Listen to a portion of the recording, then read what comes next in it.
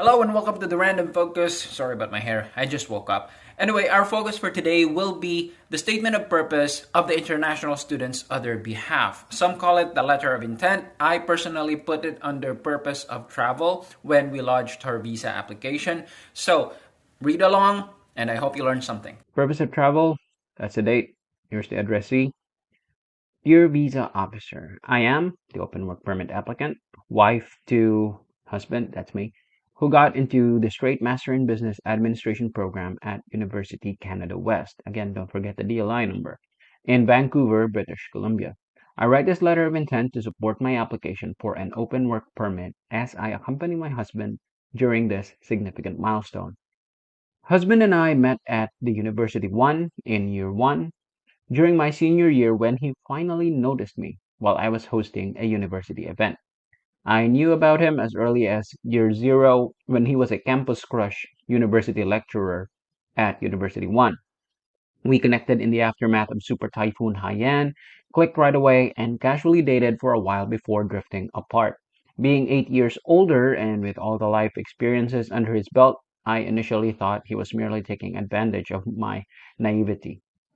After I obtained my bachelor's in education in year 2, I worked as a physical education lecturer at University 1, and we met again. He had just paused law school after burning out and returned to Province 1.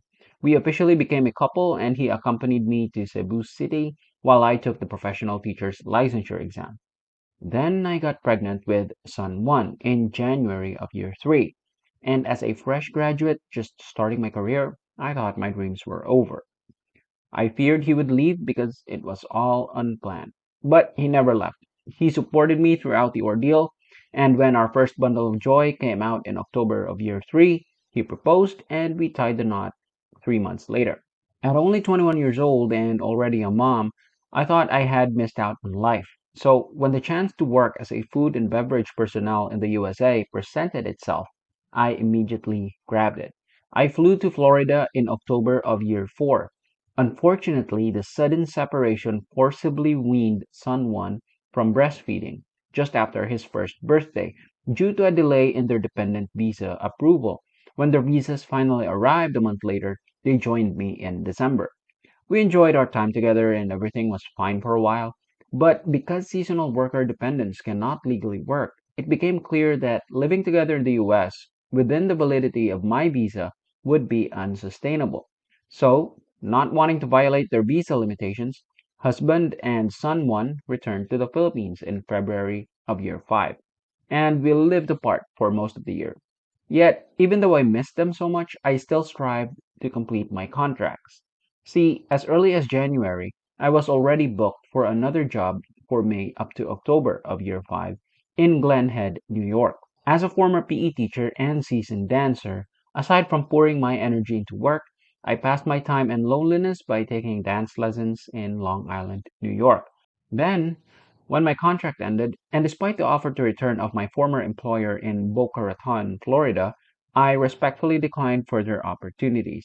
Instead, I booked the first flight back home to be with my family.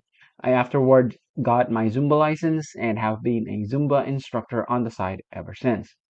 I followed when husband joined university too.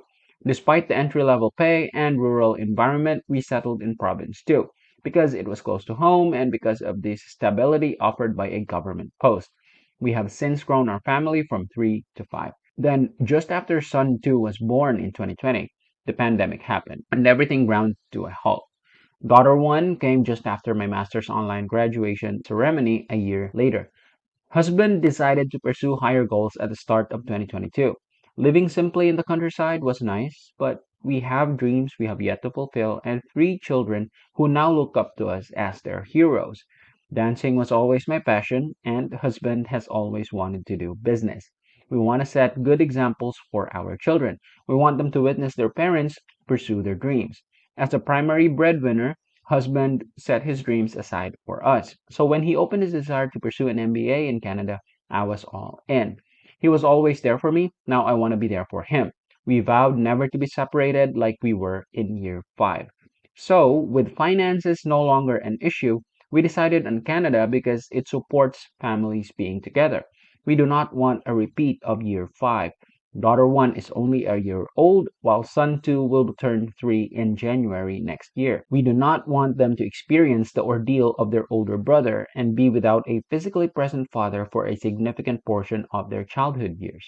Conversely, while he exudes a solid masculine personality, husband has a soft side regarding his children. Yeah, right. British Columbia, specifically Vancouver, is the perfect environment for children from tropical nations transitioning into Canada. The province also invests heavily in work-life balance, mental health, and overall fitness and wellness. So as an advocate myself, I can experience and learn all I can just by soaking in what the British Columbia community has to offer. I look forward to volunteering and being active in the community. I can imagine participating in or even leading free Zumba classes. I also look forward to Tai Chi, yoga, Pilates, and other fitness and wellness activities in community parks. Of course, my children will be doing these pursuits with me. Vancouver allows me to teach my kids in a well balanced environment regarding safety and health and wellness appreciation. I have always been a law abiding citizen in the Philippines and have never had a criminal record here or in any other country. I have traveled to Vietnam, Singapore, and the United States, always abiding by their laws and following the stipulations of my authorized visit.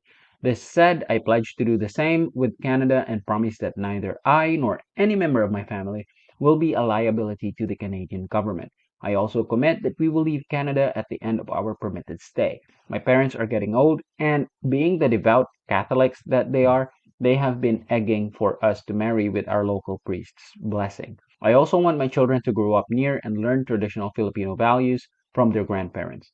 Thus, I hope to be granted permission by your good office to stay beside my husband and for my children to be near their father.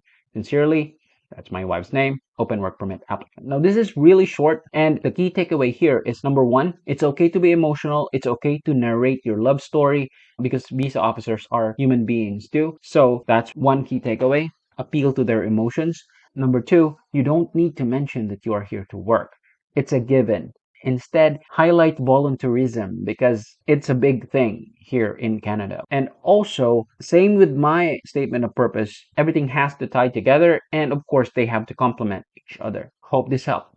There you have it, guys. Thanks for reading along. That was the statement of purpose essay of my wife, who was an open work permit applicant and who came along with me here in Canada as an international student. If you're finding value in this video, please do consider liking the video and subscribing to my channel. It really helps the channel. And if you want to know more about how I crafted my statement of purpose as an international student, find it right here. And see you in the next one.